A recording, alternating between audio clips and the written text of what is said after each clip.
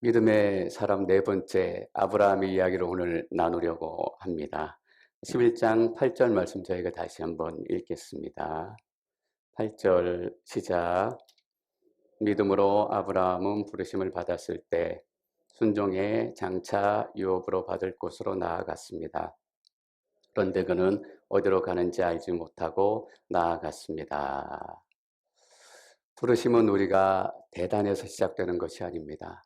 하나님은 우리의 빈틈으로 찾아오시고 그 빈틈으로 인해 우리가 하나님 앞에 순종하는 역사가 시작이 됩니다. 하나님께서 아브라함을 부르셨을 때 그때 하나님께서 무엇이라고 부르셨는지 창세기 12장 1절과 2절 말씀 저희가 보겠습니다. 창세기 12장 1절부터 읽습니다. 시작. 여호와께서 아브라함에게 말씀하셨습니다. 내 고향, 내 친척, 내 아비 집을 떠나 내가 내게 보여주는 땅으로 가거라. 내가 너를 큰 민족으로 만들고 내게 복을 주어 내 이름을 크게 할 것이니 내가 복의 근원이 될 것이다. 하나님께서 아브라함에게 처음 나타나셔서 아브라함을 부르시고 아브라함에게 약속의 말씀을 주십니다. 여러분 근데 말씀을 읽으시면서 혹시 깨달으셨는지 모르겠습니다. 처음에 하나님께서 아브라함에게 나타나셨을 때는 땅에 대한 약속은 주시지 않으셨습니다. 먼저 자녀에 대한 약속을 주신 거예요. 왜 자녀에 대한 약속을 먼저 주셨을까? 하나님 입장에서는 아브라함의 후손을 통해서 오실 예수 그리스도를 복선처럼 먼저 말씀하고 싶으셨는지도 모르겠어요. 근데 아브라함의 입장에서는 이게 뭐가 뭔지 도무지 알 수 없는 상황이에요. 여러분 여기서 우리가 한 가지 주목해야 될 것이 있습니다. 돈 없는 사람들에게는 돈 얘기면 귀가 번쩍 뜨여요. 어디서 돈이 생긴다라는 얘기가 있으면 온 마음이 다 거기로 향하게 돼요. 몸이 아픈 분들에게는 어디 용한 의사가 있다라는 얘기만 들리면 거기에 귀가 번쩍 열리는 거예요. 왜 자손에 대한 이야기를 먼저 주셨을까? 아브라함은 75살이 되도록 자식이 없었어요. 자식이 생긴다라는 말만 들으면 귀가 번쩍 뛰었을 거예요. 여러분 그게 아브라함의 빈틈이었던 거예요. 성경을 읽어보면 아브라함은 꽤 괜찮게 살았던 것 같아요. 재산도 좀 있었던 것 같고 가족들도 많이 거느리고 부족한 없이 그럭저럭 살았던 것 같아요. 근데 아브라함 인생에 유일한 빈틈이 있었다면 자식이 없다라는 거예요.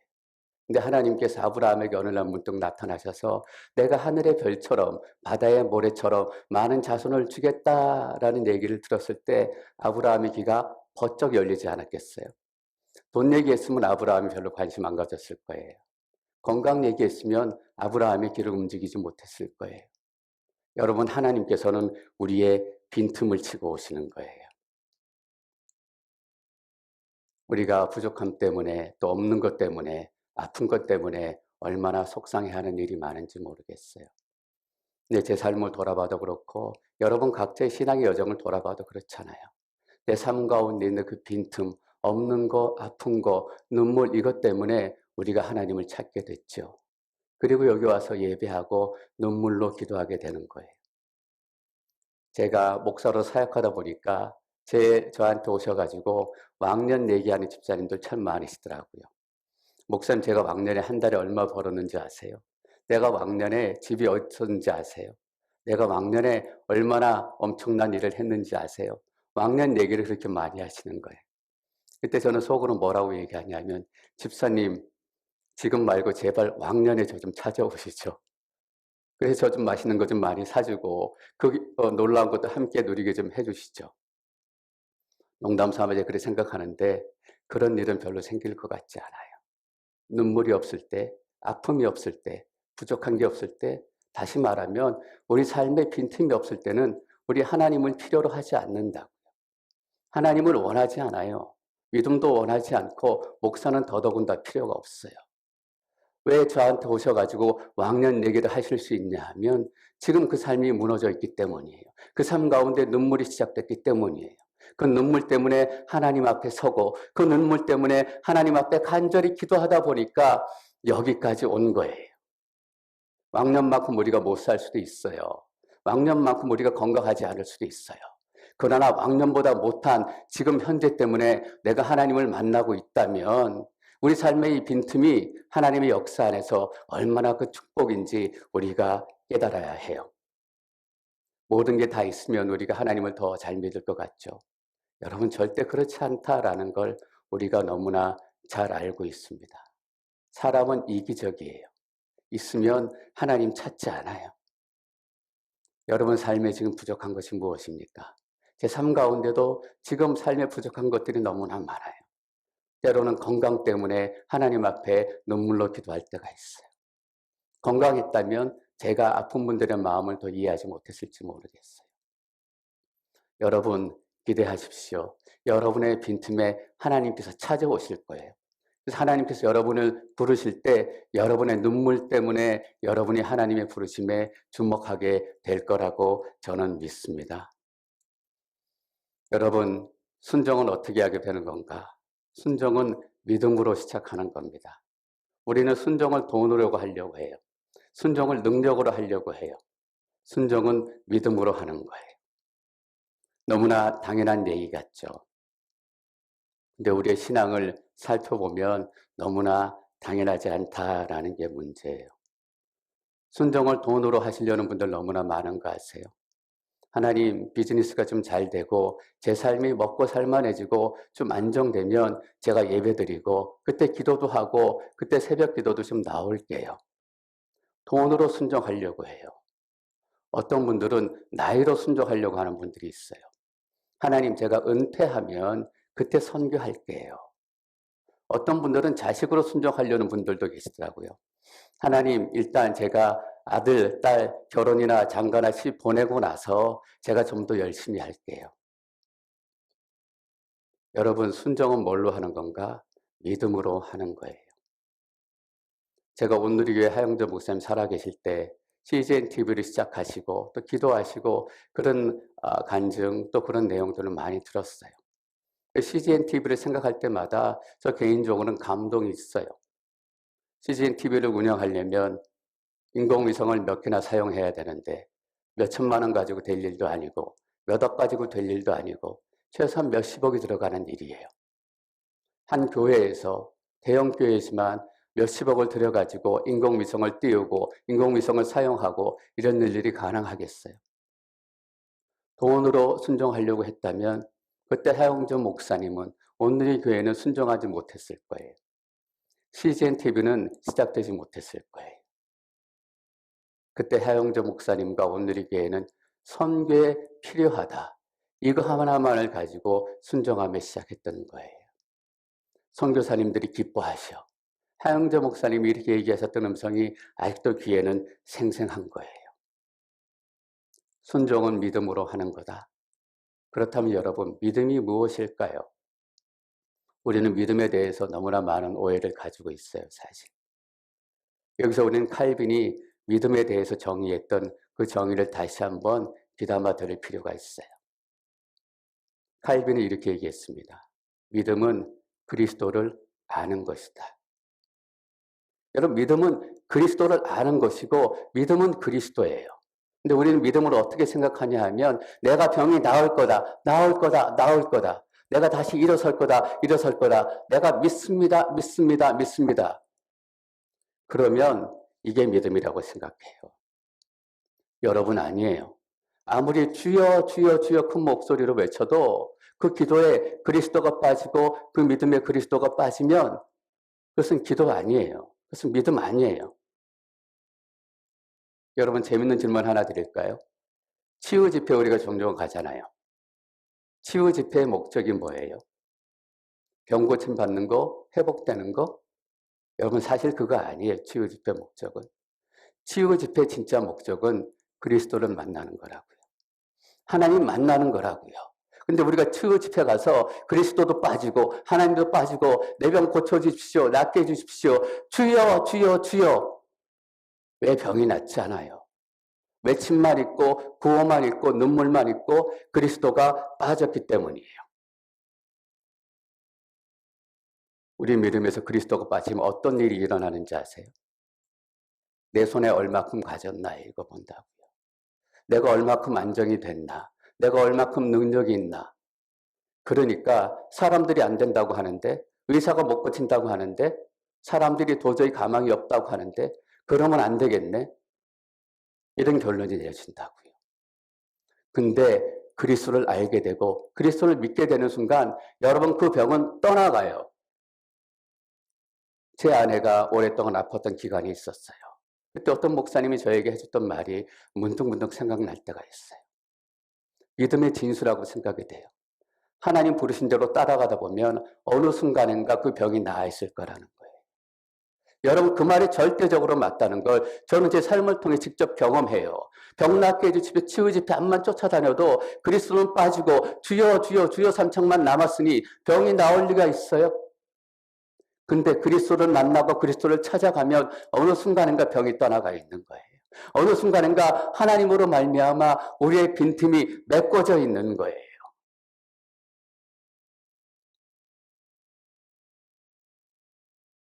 그래서 우리는 내 믿음 가운데 그리스도가 있는가? 내 믿음 속에 그리스도를 만나고 있는가? 그 시장 8절에서 이렇게 기록했잖아요.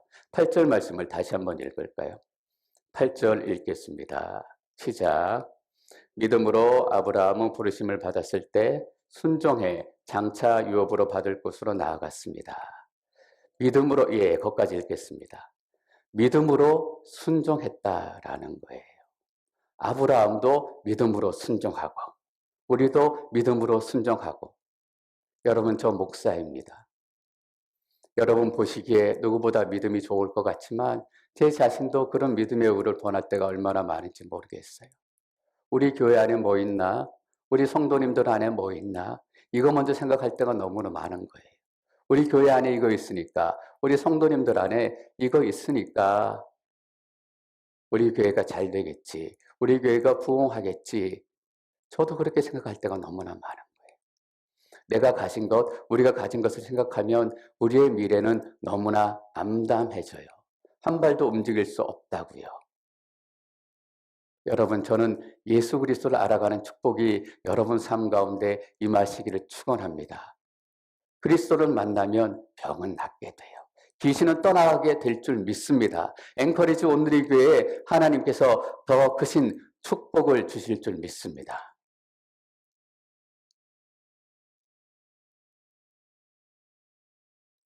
여러분, 순종하면 복 받습니다. 여러분 그거 믿으세요? 성경은 몇 번이고 반복하고 강조해서 얘기해요. 순종하면 복 받는다. 신명기 28장은 순종하면 받는 복에 대해서 길게 나열하고 상세히 설명을 하고 있어요. 근데 순종함 받는 복이 무엇인지 우리가 나누기 전에 우리가 먼저 생각해야 될 부분이 있어요. 아브라함이 하나님의 부르심을 받고 유업으로 받을 곳으로 순종하며 나아갔어요. 근데 8절에 뭐라고 뒤에 기록이 되어 있냐면 그런데 그는 어디로 가는지 알지 못하고 나아갔습니다. 어디로 가는지 알지 못하고 나아갔대요. 여러 가지 의미가 있을 거예요. 근데 이 안에 중요한 의미가 한 가지 있어요. 이 한 가지를 오늘 여러분들하고 간단히 나누고 싶어 해요. 알지 못하고 나아갔대요. 아브라함은 온 가족을 다 데리고 나아가는데 어디로 가는지 알지 못하고 나아갔어요. 여기서 우리가 알 수 있는 것은 뭐예요? 하나님의 목적, 하나님 앞에 순종하는 목적은 빨리 가기 위해서가 아니에요. 성공하기 위해서가 아니다라는 것을 우리가 알 수 있습니다. 빨리 가는 게 목적이었고 성공하는 게 목적이었다면 하나님께서는 아브라함에게 어디로 갈지 어떻게 가야 할지 상세하게 설명해 주셨을 거예요. 제가 미국 온 지 얼마 안 됐을 때인 것 같아요. 저희 가족하고 제가 직접 차를 몰고 그랜드 캐년에 놀러를 갔던 적이 있어요. 수행길이고 그랜드 캐년이 어디에 있는지 제가 미국 지리도 잘 모르기 때문에 지도를 보면서 어렵게 찾아갔어요. 가다 보니까 조그만 마을이 있고 또 산길 비슷한 데가 있고 인적이 없는 곳이 나와요. 근데 그 지점에 이르렀을 때 차에 기름이 거의 다 떨어져 가는 거예요. 기름이 거의 없다라는 신호가 차에 떴어요. 너무나 당황스러워가지고 주유소로 가려고 하는데 인적도 없고 산골 길이 돼가지고 주유소가 어디 있는지도 모르겠더라고요. 그래서 간신히 찾아가지고 한참 만에 돌고 돌아가지고 마음을 애달게 하다가 기름을 넣고 갔던 기억이 나요. 잘 모르면 엉뚱한 데 시간을 쏟는다고요. 잘 모르면 엉뚱한 데 돌아가요. 여러분, 아브라함하고 그 많은 식구들이 어디로 가는지 알지 못하고 떠났어요. 하나님께서 가나안 땅이다, 이렇게 가면 갈 수 있다라고 정확히 알려주셨으면 가다가 얼마나 기름을 넣어야 되는지, 가다가 먹을 거는 얼마나 필요하고 쌀은 얼마나 싸가지고 가야 되는지 아브라함이 알았을 거 아니에요. 근데 어디로 가는지 얼마나 걸리는지도 몰랐기 때문에 가다가 쌀 사느라고 시간 보내고 기름 넣느라고 시간 보내고 엉뚱한 데 시간 보내라고 한참 있다가 도착했을 거예요. 근데 하나님께서는 목적지를 알려주시지 않으셨어요. 빨리 가는 거, 성공하는 게 이 여정의 진짜 목적이 아니기 때문이에요. 여러분, 이 여정의 진짜 목적은 무엇일까요? 하나님과 함께 가는 거예요. 우리는 신앙생활하면서 빨리 이루려고 해요. 빨리 도착하려고 해요. 빨리빨리. 한국 사람들 이 문화에 너무 익숙하잖아요. 이 빨리 때문에 우리가 뭘 잊어버려요? 하나님을 잊어버린다고요. 하나님께서 왜 우리를 순종하게 하시는지 아세요? 하나님 말씀에 순종하는 것 외에는 하나님을 실제로 직접적으로 경험할 수 있는 길이 거의 없기 때문이에요. 우리가 예배드리고 말씀 나누고 설교 듣고 찬양해요. 야, 은혜 받았다. 근데 왜 그 은혜가 느낌만으로 남아있는지 아세요? 순종하지 않기 때문이에요. 순종하지 않으면 그 말씀의 은혜, 그 찬양의 은혜, 그 기도의 은혜를 실제로 내 삶 가운데 경험할 수 없는 거예요. 그러니까 내 은혜는 늘 느낌만 남아가지고 오늘 내 느낌이 안 좋으면 은혜가 사라지고 오늘 느낌이 괜찮으면 은혜 많이 받고 내 느낌에 따라서 은혜가 왔다 갔다 한다고요. 왠지 아세요? 은혜의 크기가 작기 때문이 아니라 찬양을 잘 못해서가 아니라 설교를 잘 못해서가 아니라 은혜를 삶으로 살아내고 순종하지 않았기 때문이에요. 그 은혜에 순종하지 않으면 우리의 은혜는 영원히 느낌으로 남아있고 말 거예요. 너무나 많은 크리스찬들이 느낌의 은혜를 가지고 내가 하나님을 안다, 하나님의 은혜를 받았다라고 얘기하니까 진짜 순종해야 될 때 순종하지 못하는 거예요. 기도에 대해서 아무리 많이 공부하고 기도의 세미나는 아무리 참여하면 뭐해요?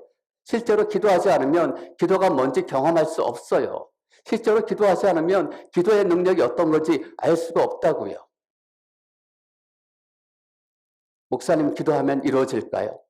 기도하면 하나님께서 들으실까요? 기도하지 않았으니까 기도하면 이루어지는 경험을 못했던 거예요. 기도한 적이 없으니까 하나님께서 내 기도를 들으시는지 경험하지 못했던 거예요. 주여, 주여, 주여. 여러분, 이게 언제까지 우리 신앙생활에 구호와 외침으로 남아 있어야 돼요? 주여, 주여, 주여 외쳤으면 순종해야 돼요. 그래야 우리가 하나님을 경험하고 하나님과 동행하게 된다고요. 순종하면 복 받는다? 그때 그 복이란 빨리 가는 거, 성공하는 거 아니에요. 물론 하나님께서 주시는 복에는 빨리 가는 것도 있고 성공하는 것도 있고 잘 되는 것도 있어요. 근데 그것을 뛰어넘는 진짜 하나님의 복이 뭔지 순종하지 않는 사람은 깨닫지 못한 거예요. 그래서 사업 잘 돼야 복 받았다 생각하고 건강해야만 복 받았다 생각하고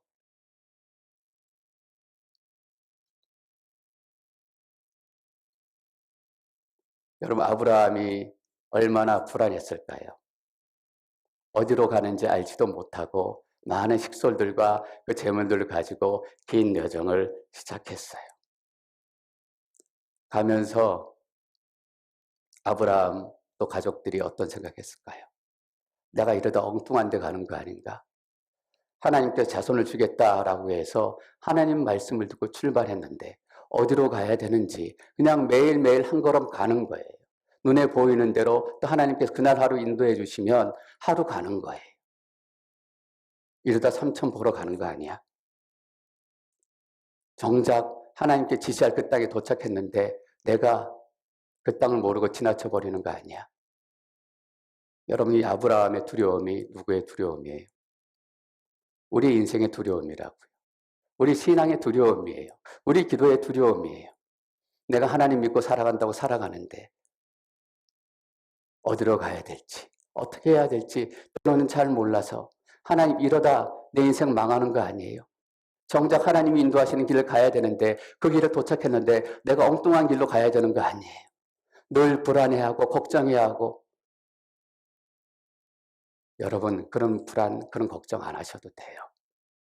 창세기 12장 5절 말씀 저희가 함께 읽어보겠습니다. 12장 5절 읽습니다. 시작. 그는 아내 사라와 조카 롯과 그들이 모은 모든 재산과 하란에서 그들이 얻은 사람들을 데리고 가나안 땅을 향해 떠나 가나안 땅에 이르렀습니다. 드디어 가나안 땅에 이르렀어요.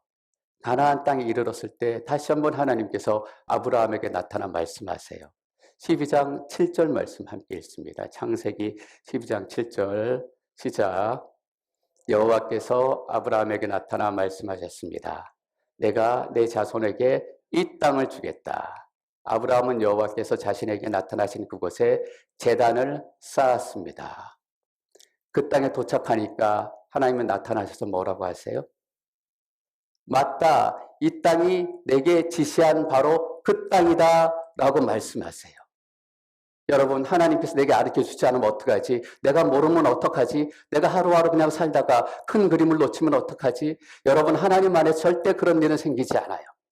우리가 알아야 될 필요가 있을 때 하나님께서 가르쳐 주셔야 될 때는 하나님께서 나타나셔가지고 이 땅이 바로 그 땅이다. 여기가 바로 그것이다. 이 사람이 바로 그 사람이다. 이 일이 바로 그 일이다. 라고 하나님께서는 반드시 말씀하세요. 여러분 이 말씀을 듣고 아브라함이 제단을 쌓고 예배를 드려요. 이 예배가 무슨 예배인지 아세요? 아 하나님 여기가 바로 지시한 그 땅이군요. 맞습니다. 라고 얘기한 아브라함의 고백이에요. 그 몇 개월 동안 걸쳐서 오늘 빗나가면 어떡하나, 오늘 길을 잃으면 어떡하냐, 매일 조마조마하고 사라한테는 가족들한테는 뭐라고 얘기하지? 내가 내일은 어디 갈지는 모른다. 나도 사실은 몰라. 라고 얘기할까? 매일 불안한 삶을 살아왔는데 드디어 그 땅에 도착하니까 하나님께서 이것이 바로 그 땅이다. 이것이 네가 살아야 될 그 인생이다. 이것이 내가 인도한 그 삶이다. 라고 하나님께서 얘기하시는 거예요. 그러니까 아브라함이 와 하나님 맞습니다. 라고 거기에 제단을 쌓고 예스 하는 거예요. 여러분 하나님께 절대 실수하지 않아요. 제게 얼마나 위로가 되는 말씀인지 몰라요. 하나님 제가 정말 목회 바르게 하고 있는 거예요. 다른 목사님들은 다른 교회는 다른 나라는 이렇게 사역하고 이렇게 기도하고 이렇게 예배하고 있는데 하나님 저는 이렇게 하는 게 맞아요? 성도님들하고 이렇게 예배드리는 게 맞아요? 제가 목사로 잘 될 수 있을까요? 하나님 원하시는 대로 나를 목사로 부르셨는데 여러분 그런 생각 안 하세요? 나를 장로로 세우시고 집사로 세우시고 권사로 세우시고 오늘의 교회 성도로 부르셨는데 하나님 내가 맞게 가는 거 맞아요? 아닌 것 같아요. 그럴 리가 없어요. 그렇지 않고는 내 앞길이 이렇게 깜깜할 수 없어요. 여러분 절대 그 길을 놓칠 리가 없어요. 필요할 때 하나님께서 여러분 가운데 나타나서 반드시 말씀하시고 확인해 주실 줄 믿습니다.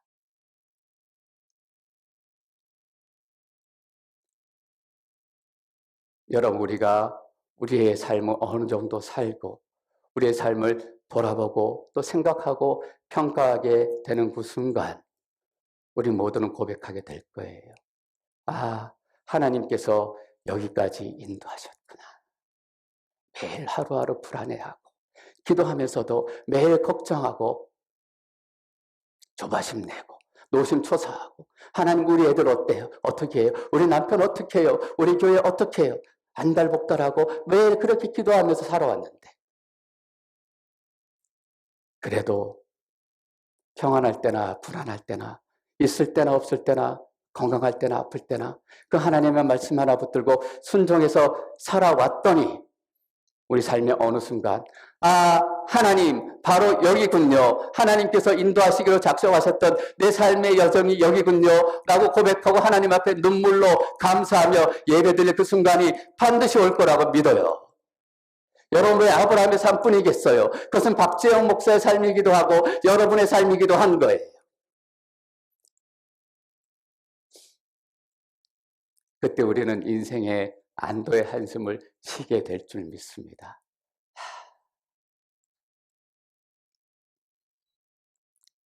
성경은 반복해서 순종하면 복 받을 것이다 라고 우리에게 가르쳐요.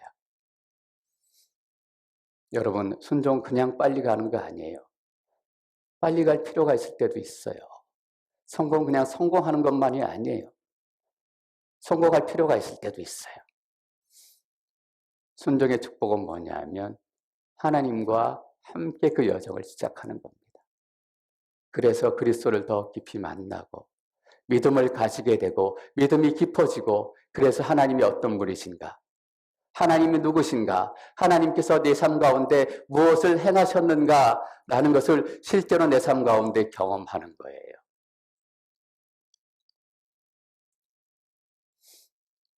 여러분, 우리도 반드시 아브라함처럼 고백하게 될 때가 올 줄 믿습니다.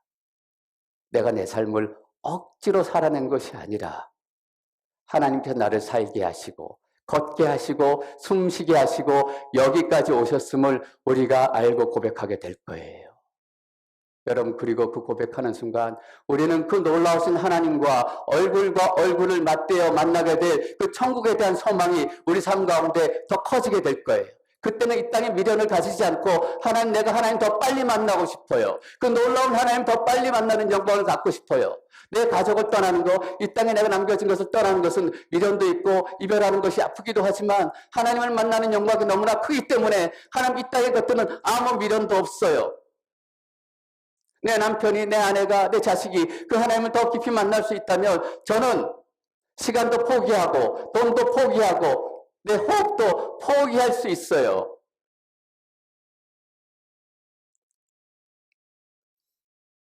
여러분, 이게 진짜 복입니다. 아브라함이 이 순종의 복을 삶 가운데 경험했던 사람이에요. 하나님께서는 그 아브라함을 본받기를 원하시는 거예요. 여러분, 삶 가운데 복이 임하게 될 줄 믿습니다. 여러분도 삶의 여정을 다 마치고 아브라함처럼 하나님, 여기 맞습니다 라고 믿음과 감사와 눈물로 고백하게 될 순간이 반드시 여러분 삶 가운데 찾아올 줄 믿습니다. 두려움은 떠나갈지어다, 의심은 떠나갈지어다, 거짓의 영들은 떠나갈지어다.